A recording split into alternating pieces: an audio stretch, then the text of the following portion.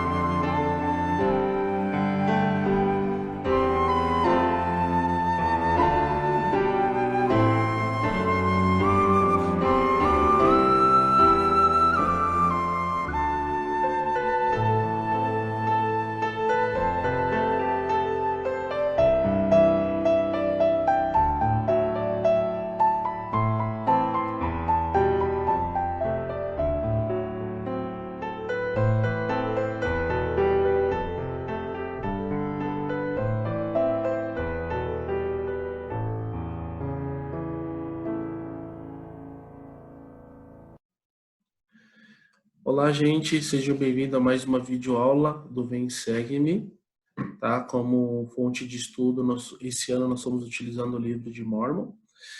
E hoje nós falaremos, né, nesse domingo, nós falaremos sobre a Páscoa. E depois desse espírito tão doce e especial que o coro tabernáculo trouxe para nós, que possamos manter nesse período de estudo e possamos buscar revelações pessoais para que nós possamos entender intimamente o significado da Páscoa em nossas vidas. Bom, então para começar, né, o objetivo é falar um pouco, dar uma visão ampla, né? Eu sei que é muito diferente quando nós estamos no domingo presencialmente, porque nós temos a oportunidade de debater todo mundo junto, de falar, de tirar suas dúvidas. Então, o objetivo sempre das aulas é fazer com que nós possamos indiretamente ter esse debate. Só que esse debate entre nós. Eu também estudo essa aula com a minha família, então eu gravo antes e estudo com ela no domingo, seguindo o que está sendo dito. Então, eu tenho ultimamente feito sempre dando uma base, em alguns casos histórica, para que assim nós possamos nos preparar para aprofundar nos debates com a nossa família, conforme a orientação do Vem Segue. Bom, falar sobre o plano de salvação. É importante entender que tudo que ocorre hoje aqui na Terra, o que aconteceu antes e o que vai acontecer depois, foi tudo preparado pelo nosso Pai Celestial. Então, existe o plano de salvação, como todos nós conhecemos, para aqueles que não são membros da igreja que estão assistindo, ou para quem é recém-converso. Ele é um plano que o Senhor propôs para nós e que tem o único objetivo de nos levar de volta à presença dele e morar com ele. Porém, dependendo de nossas decisões, nós podemos ou não escolher voltar à presença dele. Então, aqui, só para começar, nós temos aqui a primeira parte que fala sobre o primeiro estado. Então, o primeiro estado nós já passamos, porque nós escolhemos seguir a Jesus Cristo, e aí nós começamos a continuar o plano de salvação. Então, que aqui tem a vida pré-mortal, que é onde nós estávamos antes de virmos para essa terra. Aí tem o processo do véu do esquecimento, que todos nós passamos, e nós estamos agora no nosso segundo estado, tá? Que é a vida na terra, do qual hoje nós passamos. Só que, como nós decidimos seguir a Jesus Cristo, então nós tomamos uma decisão. Então, após isso, até o véu o véu do nascimento, que é aqui o véu do esquecimento, né? Isso é consequência da decisão que nós tomamos aqui na vida pré-mortal, tá? Porém, para que eu possa seguir um caminho, seja qual for desses 3 reinos de glória, tudo vai depender das decisões que nós tomarmos no nosso segundo estado, tá? E para isso, todo o plano de salvação, ele é baseado nessa segunda parte, né, no segundo estado, aqui na Terra.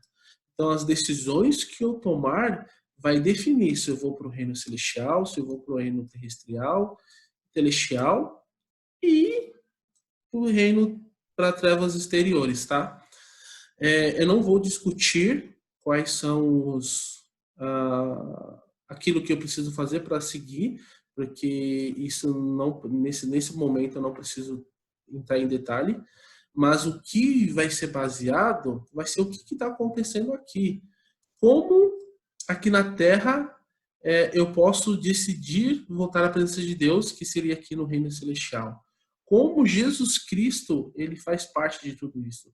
Por que aqui na Terra eu preciso seguir a Jesus Cristo, né? E uma das coisas que nós vamos falar é sobre a expiação dele, que tem um significado referente à Páscoa, tá? Então, isso aqui é o plano de salvação, para que vocês possam ter uma noção, tá? E acredito que mais para frente nós vamos ter a oportunidade de falar mais sobre ele. Baseado nisso, então nós vamos falar sobre o segundo estado, que é na mortalidade. Deixa eu fechar aqui.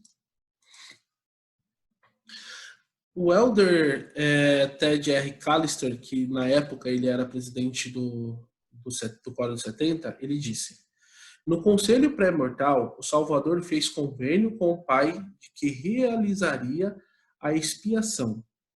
Tá? John Taylor escreveu: um convênio foi realizado entre ele e seu Pai, no qual ele concordou em expiar os pecados do mundo. E assim se tornou conhecido como o Cordeiro que foi morto desde a fundação do mundo. Então nós sabemos que lá na vida pré-mortal, o Senhor Jesus Cristo ele decidiu ser o nosso Salvador. Ele decidiu cumprir a vontade do Pai Celestial por meio do plano que o Senhor preparou. Então, desde o início, ele já foi preparado, ele já fez um convênio com Deus de que iria fazer toda a vontade de Deus aqui na terra, para que assim toda a glória fosse dele. E o interessante é que esse convênio que Jesus Cristo ele fez não foi só para ele se aparecer perante Deus ou ter a própria salvação dele. Ele fez isso para que todas as pessoas que decidissem naquela época seguir a ele, tivessem a oportunidade de voltar à presença dele.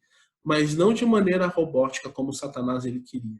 Mas de uma maneira pura, verdadeira, onde nós iríamos ser testados, iríamos pedir sempre a ajuda dele, para que assim ele pudesse nos ajudar e nos ensinar a valorizar aquilo que Deus tem prometido para todos nós. Isso é fundamental, porque ele falou: se você fizer aquilo que eu peço e seguir o meu exemplo, que não é fácil, você vai conseguir. Então, esse convênio que Jesus Cristo ele fez com o Pai Celestial foi para nos dar essa oportunidade de colocar em prática aquilo que o Senhor pediu. E diante disso, nas Escrituras, na Pérola de Grande Valor, nós lemos: e o Senhor disse: quem enviarei? E um semelhante ao Filho do Homem respondeu: eis-me aqui, envia-me. E o outro respondeu e disse: eis-me aqui, envia-me. E o Senhor disse: enviarei o primeiro. Então, o primeiro é Jesus Cristo. Tem uma citação do Elder Maxwell que ele fala sobre essa frase aqui que está em amarelo. Olha que poder, né, nessa frase. Ele diz assim: foi um daqueles momentos especiais em que umas poucas palavras valem mais do que muitas. Nunca uma pessoa se propôs, com tão poucas palavras, a fazer tanto por tantas pessoas como Jesus, ao se oferecer humildemente como resgate por todos nós. Ele falou, em poucas palavras, que ele iria nos ajudar, mas fez em atos muitas coisas que poderiam e que vai nos ajudar a um dia voltar à presença de Deus.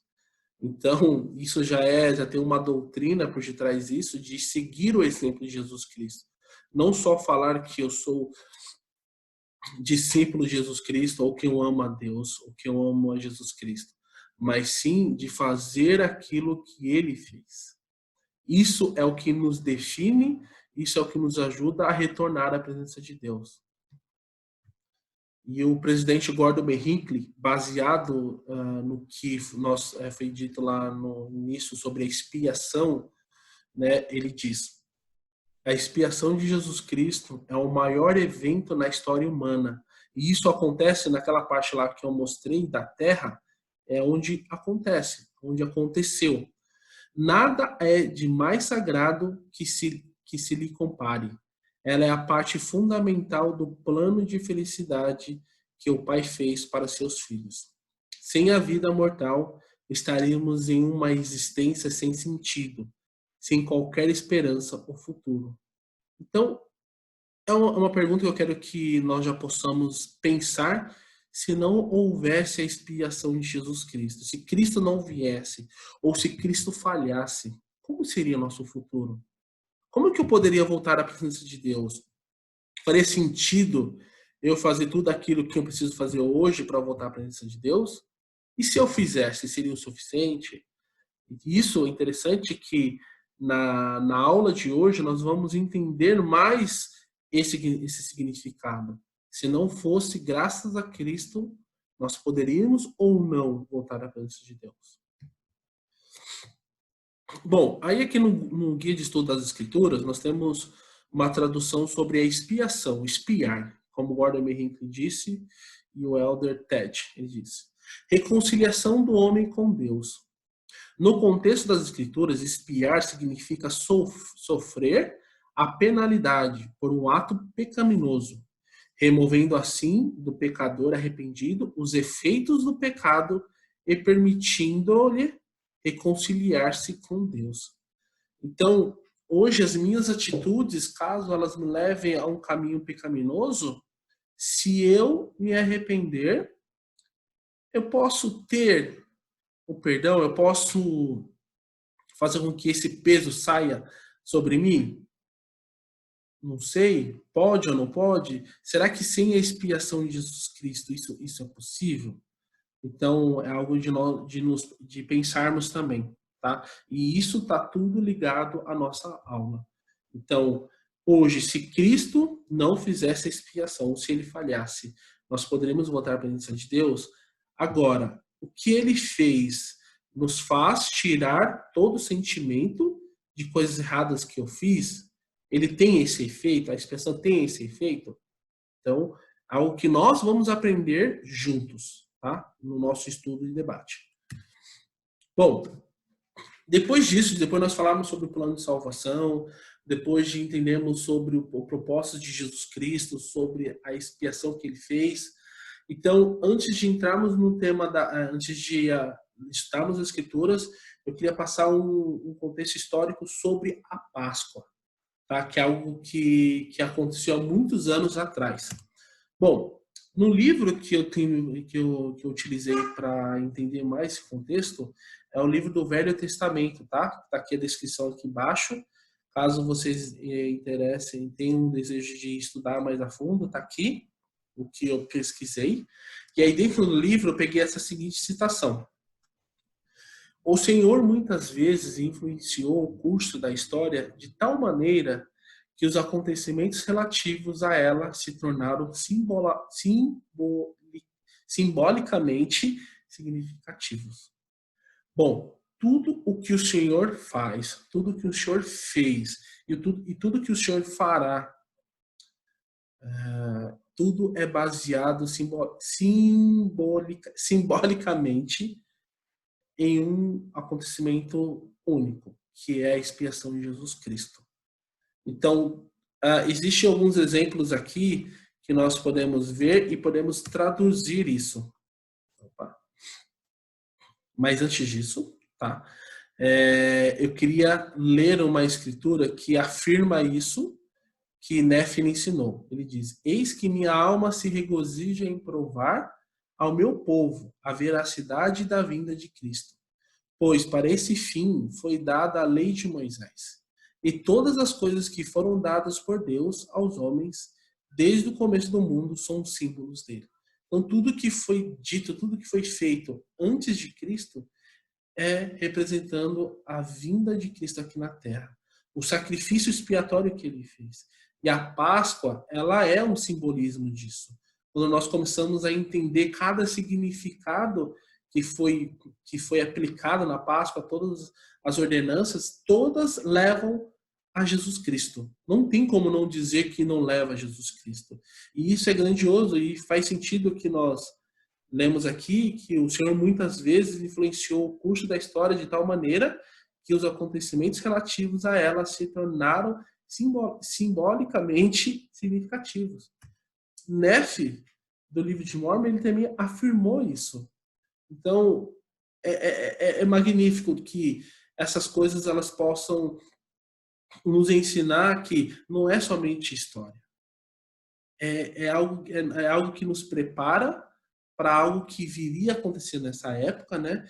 E para nós hoje, todas as coisas representam sobre Cristo e a sua segunda vida, sua segunda vinda. Então, a restauração que foi feita há 200 anos atrás, ela é uma preparação para que Jesus Cristo venha novamente e reine sobre a terra. Como a Páscoa foi representando o sacrifício de Jesus Cristo, hoje nós temos muitas coisas que nos remete à segunda vinda de Cristo.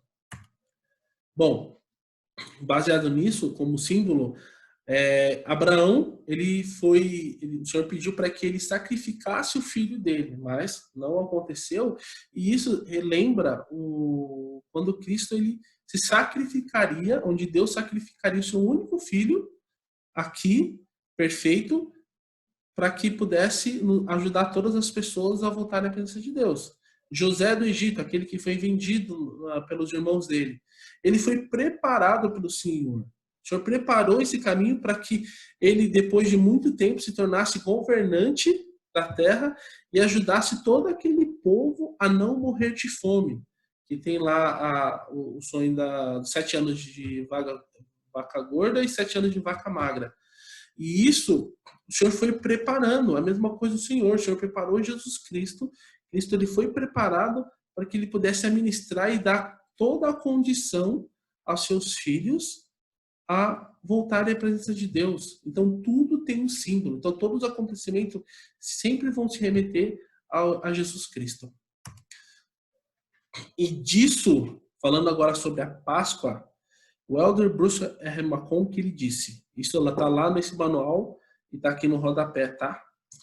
Quando chegou o momento indicado para a libertação de seus filhos do cativeiro do Egito, o Senhor ordenou que cada família de Israel sacrificasse um cordeiro que aspergisse o sangue, no caso borrifasse, o sangue nas ombreiras e nas vergas das portas, e que por 7 dias comessem pães asmos.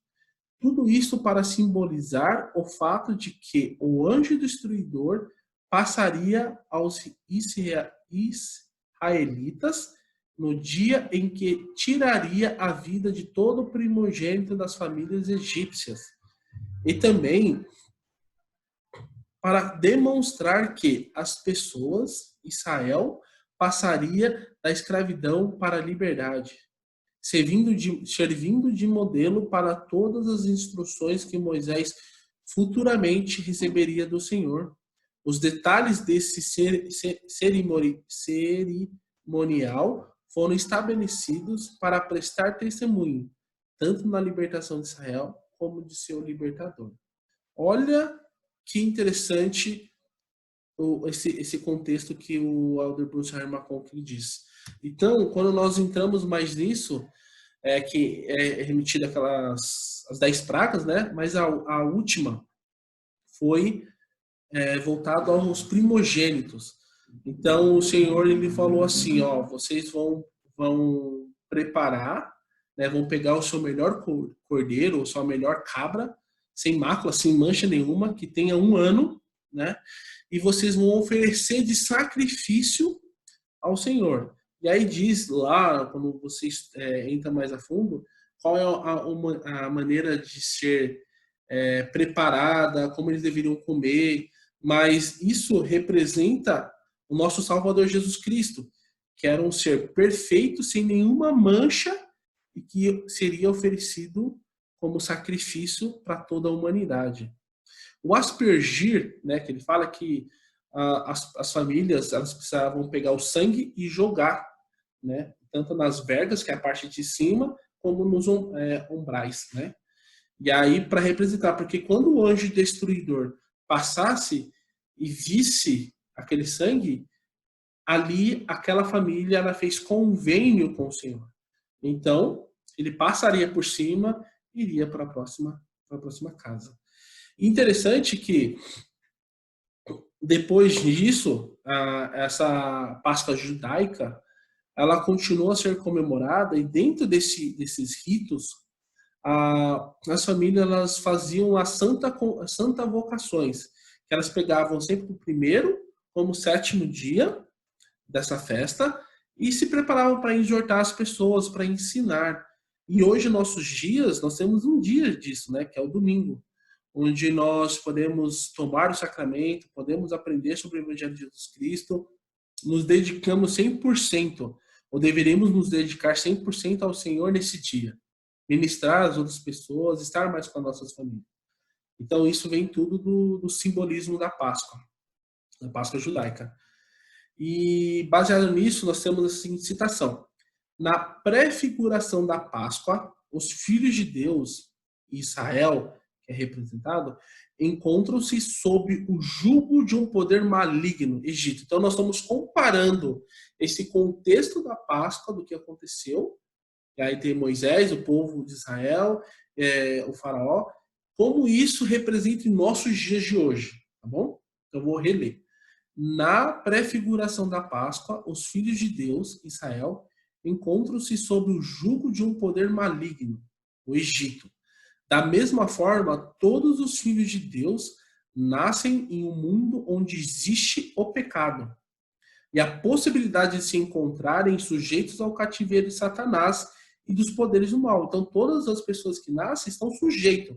Depois que passam da idade, que é depois dos 8 anos, estão sujeitos ao pecado, porque isso advém da transgressão de Adão e Eva.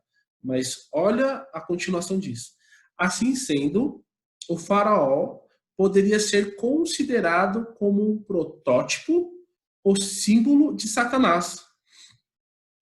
À luz desta verdade, devemos observar também que o instrumento que finalmente libertou os filhos de Israel do cativeiro do faraó, o símbolo de Satanás, foi a morte dos primogênitos do Egito. Então, nós sabemos que o povo de Israel só foi liberado pelo faraó depois que a última praga, os primogênitos, foram levados. E aí ele simplesmente liberou. Continuando, de idêntica maneira, o sacrifício expiatório feito pelo Filho primogênito de Deus libertou os filhos de nosso Pai Celestial da morte, isto é, de se tornarem escravos de Satanás. Então, hoje, tendo um cenário da Páscoa em nossos dias, nós podemos ver que todas as atividades de Satanás seria o faraó. E ele tenta de todas as maneiras nos segurar e fazer com que nós não possamos ser libertados. Mas a expiação de Jesus Cristo, como o Filho unigênito do Pai, hoje nos concede essa liberdade de nós sermos livres a seguir a vontade de nosso Pai Celestial. Assim como muitos primogênitos foram sacrificados naquela época, naquele dia, por Faraó não ter aceitado, muitas famílias egípcias perderam seus filhos. Todos, né, que tinham os primogênitos. E depois disso, o Faraó libertou. Então, hoje a expiação de Jesus Cristo nos liberta para que nós possamos seguir a vontade de Deus. Bom, baseado nesse contexto de entendemos já o significado da Páscoa, como a Páscoa surgiu, né, a Páscoa judaica surgiu após esse período que começou a ser comemorado, mas ela foi até a ressurreição de Jesus Cristo. E hoje nós tomamos um sacramento que representa isso, representa esse sacrifício de Cristo. E Cristo representa o que aconteceu na Páscoa. Então, hoje não precisamos seguir a Páscoa judaica. Hoje nós tomamos o sacramento, que lembra o corpo e o sangue de Jesus Cristo. E uma coisa que eu aprendi, que eu achei interessante, é que é assim, da mesma maneira como o sangue daquele cordeiro foi colocado lá nas vergas, nos umbrais, para proteger aquela família, hoje o sacramento, ela nos protege contra o inimigo. Nós sabemos que a morte ela é real, ela vai acontecer com todos nós. Mas quando nós estamos em conformidade com a vontade de Deus, de valorizar o sacrifício de Jesus Cristo, a expiação de Jesus Cristo, nós também, como aquelas famílias de Israel, dos israelitas, foram protegidas, nós também vamos ser protegidos. O destruidor, ele vai vir, mas ele não vai ter influência sobre nós. Mesmo que a morte ocorra, mas nós sabemos que as famílias elas podem ser eternas. Então, se semanalmente eu me esforço para tomar o sacramento, na nossa situação hoje, né, as famílias que ainda não têm os portadores do sacerdócio em casa, mas uma vez por mês, como foi designado pela presidência, e renovarmos dignamente, nós estaremos protegidos, como o povo de Israel foi protegido naquele dia. Os nossos primogênitos, a nossa família, nós mesmos, não seremos abalados. Nós não morreremos perante o Senhor, mas nós viveremos para toda a eternidade com Ele. Então, essa foi algo que eu aprendi nesse estudo, que me fez entender a importância do sacramento. Nós não estamos só tomando água e comendo pão, mas nós estamos recebendo a proteção divina de Deus, relembrando sobre o sacrifício de Jesus Cristo, por tudo que Ele fez. E isso é real para todos nós, isso é real na minha vida. Depois que eu aprendi isso, eu pude entender mais a fundo, e minha visão a partir de agora é que ela possa ser mais singular na minha vida, o sacramento. Que eu possa valorizar mais da proteção que eu tenho recebido de Deus. Eu sei que isso é real. Bom, depois disso, então nós vamos começar a entrar no contexto da aula. Nós vamos, depois de entendermos mais sobre o plano de salvação, dentro do plano de salvação temos a terra, e dentro da terra onde ocorreu a expressão de Cristo, então, tudo que ocorre leva a Cristo. Nós vamos começar a entender a ressurreição, é a reunião permanente do corpo e do espírito. Agora nós vamos começar a aprender as doutrinas que o livro de Mormon ensina, como a Bíblia também ensina, sobre a ressurreição. Como que vai funcionar a ressurreição? Todas as pessoas vão ressuscitar ou não? E por que que elas vão ressuscitar? Como isso é possível? Será que tem alguma ligação com o sacrifício de Jesus Cristo, a expiação, que é algo que nós aprendemos lá? Então, tudo é ligado, tudo releva a Cristo. Então, para começar, nós vamos ter a seguinte atividade. Aqui nós temos a primeira, tá? Vamos identificar e marcar em nossas escrituras versículos que ensinem sobre a ressurreição. Então, eu tenho esses grupos de escrituras que vão falar sobre a ressurreição de Cristo. Como que ela vai funcionar? Todos vão ressuscitar ou não? E, mediante disso, nós vamos... Por que eu preciso ressuscitar? Que aí nós vamos começar a responder essas perguntas, né? Aqui a morte é comparada. Como a ressurreição é descrita nesses versículos. Por que precisamos de um corpo ressurreto? Então, eu vou ressuscitar e... Ok, beleza. Mas por que eu preciso? Então, baseado nisso, eu quero que vocês agora parem o vídeo e debatam esse contexto aqui, tá? Bom, depois desse estudo, depois desse debate, hoje entendemos que todas as pessoas serão ressuscitadas. Dependente das minhas ações, elas não me impedem de ressuscitar, de ter um corpo eterno, imortal. Porém, nós vamos aprender mais para frente que ela não garante a minha vida eterna, que é voltar à presença de Deus. Mas me prepara para receber a plenitude do Evangelho, como nós aprendemos. Então, para que a gente possa ter uma parte de compartilhar, depois disso que vocês estudaram e aprenderam, eu gostaria que vocês pudessem responder essas duas perguntas, né? E fala, se eu não soubesse essas coisas, se vocês não soubessem sobre a ressurreição, como é que seria para vocês? Qual seria o futuro? Faria sentido? Isso envolve aquela citação que Gordon B. Hinckley disse. Se vocês quiserem voltar ao vídeo e ver, vocês podem fazer isso. Depois disso, e por que sei dessas coisas? Então, isso aqui seria uma atividade para que vocês pudessem gravar um vídeo e falar sobre isso. E compartilhar com seus amigos. Nesse domingo, né, que é o dia que eu e você estamos assistindo essa aula, de compartilhar o seu testemunho sobre a ressurreição de Jesus Cristo. O que ela proporciona para você e para sua família. Podem fazer um vídeo em família, compartilhar no grupo da igreja, com amigos, colocar no status, Facebook, Insta, para que assim vocês possam compartilhar isso, ajudar as outras pessoas a entenderem a importância de Cristo. tá? Não precisam parar agora, vocês podem fazer isso no final, mas espero que eu e você possamos fazer essa atividade, tá? Bom, depois disso, nós vamos assistir um vídeo. Antes de nós irmos para o segundo ponto da aula, que foi o apóstolo Jesus Cristo, o Elder Holland, falando sobre fé em tempos de angústia. Né? Como o sacrifício de Jesus Cristo nos ajuda a exercer fé nesses tempos de angústia. Tá? Eu vou colocar um vídeo aqui para vocês agora. I don't know how it is for everybody, but I know in my own life that salvation is not a cheap experience.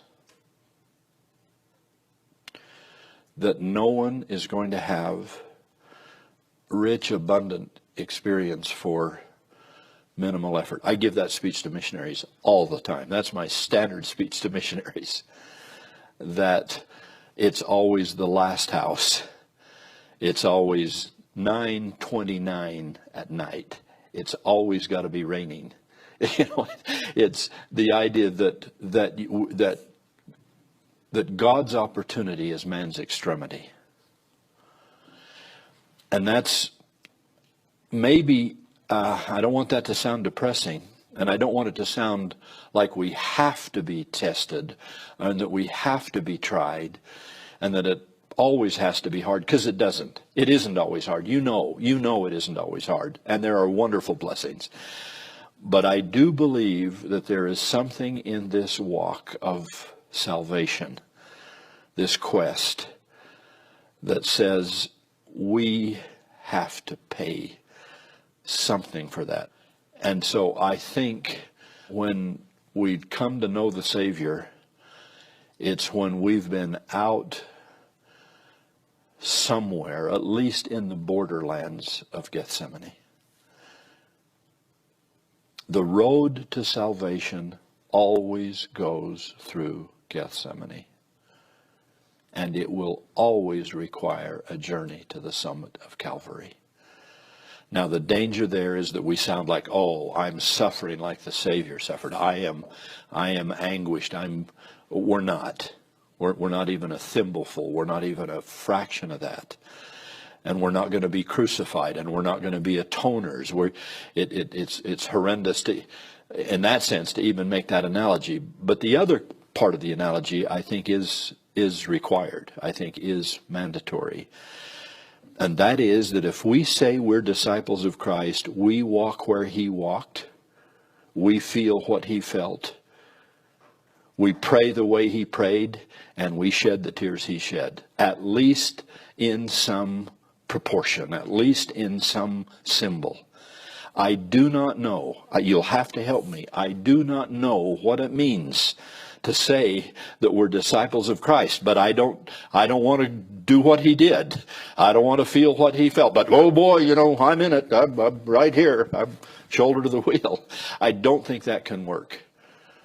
I think the invitation is always come follow me.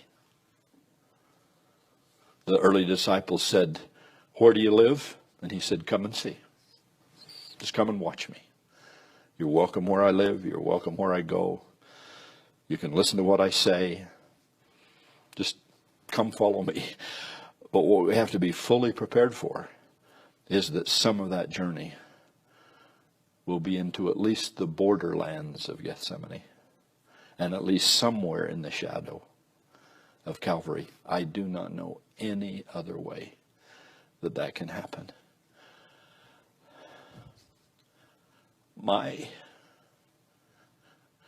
convictions and my feelings for the Savior of the world have been born in the most desperate hours of my life, when I wondered whether the sun would ever come up again. Seemed to come up for other people. Seemed to come up every morning for everybody else I could see, but not for me. Now, it isn't always like that, and it's not supposed to always be like that. And we're a little self-pitying if we act like it's always like that. But some parts of the discipleship require that walk, basically his walk. Bom, depois disso, é muito profunda essas palavras que ele disse. Eu recomendo a vocês assistirem de novo, por ter legenda, né? Às vezes é muito rápido, então a gente não consegue pegar todas as palavras. Eu assisti umas 3, 4 vezes esse vídeo e ele explica de uma maneira tão íntima, de como nós podemos não só dizer que eu sou um discípulo de Cristo, mas ser um discípulo de Cristo. Aquilo que o Elder Maxwell disse, né, quando o Senhor disse, eis-me aqui, envia-me. Ele falou em poucas palavras, mas fez muita coisa nos seus atos. Porém, nós sabemos que as dificuldades vão vir. E como que eu posso ter fé? Como é que eu posso usar a expiação de Jesus Cristo nesses momentos? É o que nós estamos fazendo agora. É estudar, é internalizar tudo isso, é colocar em prática para que nos momentos de angústia que vai ocorrer, precisa acontecer, como o Elder Howland falou, todos os dias precisa ter dificuldades, mas em alguns momentos é necessário ter, porque é assim que nós crescemos, é assim que nós evoluímos. E eu sei que essas palavras que ele disse são verdades. Eu sei que é necessário passarmos por isso. E é assim que nós crescemos e evoluímos espiritualmente no Senhor. Bom, tendo esse vídeo, essas palavras do Elder Howland como base para essa segunda parte do vídeo da aula, vamos entrar para mais um debate, tá? Que nós vamos falar sobre Jesus Cristo tomou sobre nossos pecados, nossas dores e nossas enfermidades. Tem um negócio aqui na minha frente. Sobre si, nossos pecados, nossas dores e enfermidades. Agora, vamos entender melhor o sofrimento de Cristo no Getsemane. Bom, baseado nessas escrituras e em nossas próprias experiências, eu gostaria que vocês pudessem debater conforme esse quadro. Então, primeiro, de tudo que nós lemos, quais foram os sofrimentos do Salvador? O que ele sofreu? O que é dito aqui nas escrituras do livro de Mórmon? Por que ele sofreu essas coisas? Qual era o objetivo? E para mim, depois de saber o que ele sofreu, por que ele sofreu, qual é o significado da minha vida? Por quê? Como isso eu posso entender no meu dia a dia? Tá? Então eu quero que vocês deem pausa para que vocês possam debater e continuar a aula. Tá? Pode dar pausa.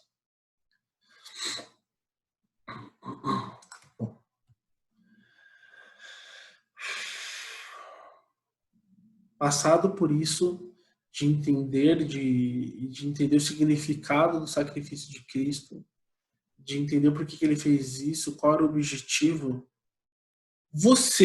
eu e você, estamos dispostos em deixar que a expiação de Cristo, a partir de agora, nos purifique? Eu estou disposto, você está disposto a deixar, de começar agora a colocar em prática a expiação de Cristo na sua vida, de buscar força? Eu sei que às vezes não está sendo fácil para você ou para mim, mas é possível, assim como o Elder Howland disse em suas palavras. Por isso que eu recomendo assistir várias vezes aquele vídeo. É necessário que possamos passar por algumas situações, para que nós possamos valorizar e entender a importância de ser um discípulo de Jesus Cristo. Eu não posso dizer que somente amo a Deus se eu não consigo vivenciar assim como Jesus Cristo ele fez aqui na Terra. Ele nos deu exemplo, ele nos convida a sermos como ele é, assim como ele fez.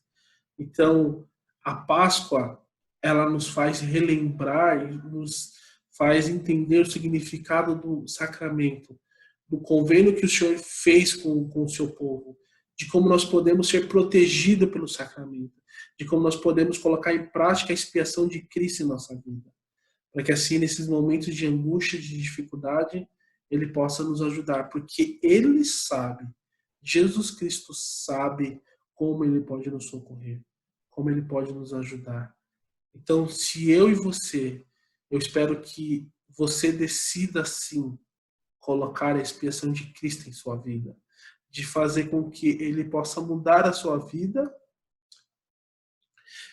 e te mostrar tudo aquilo que Ele quer e Ele preparou para você. Eu testifico que essas coisas são verdades, que Deus Ele vive, que Ele nos ama e que Jesus Cristo sim, Ele expiou pelos meus e os seus pecados, que Ele está ansioso para nos ajudar todos os dias a vencer as nossas dificuldades e assim a voltar à presença dEle. E para terminar, eu preparei um vídeo. Eu espero que vocês não liguem, eu estou aprendendo ainda a editar, mas foi um vídeo com muito amor e carinho. Espero que vocês possam gostar, tá? E é essa aula que eu deixo em nome de Jesus Cristo. Amém.